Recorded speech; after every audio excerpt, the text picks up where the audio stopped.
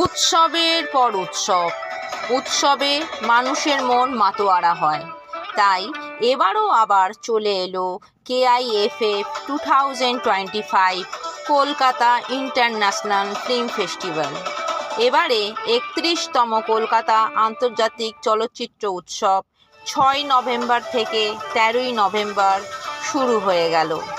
দেশ বিদেশ থেকে বিভিন্ন ছোট বড় চলচ্চিত্র থাকছে নন্দন সহ কলকাতার একাধিক প্রেক্ষাগৃহে।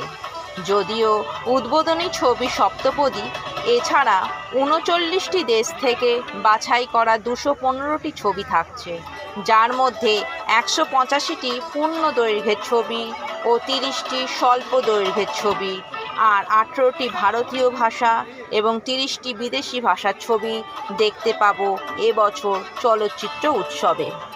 দেখানো হবে জন্মশতবর্ষ উপলক্ষে ঋত্বিক ঘটক পরিচালিত, অভিনীত এবং চিত্রনাট্য সম্বলিত একাধিক ছবি। ধনধান্য স্টেডিয়ামে 6 নভেম্বর উদ্বোধন হলো।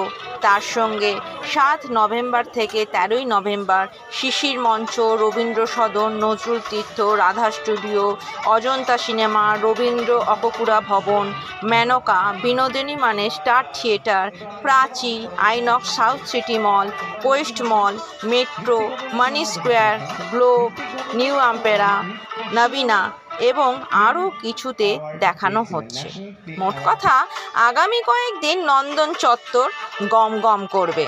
নন্দন সহ আরও বিভিন্ন জায়গায় সিনেমা প্রেমীরা ভিড় জমাবেন। আলোয় আলোয় ভরে উঠবে নন্দন সহ রবীন্দ্র সদন।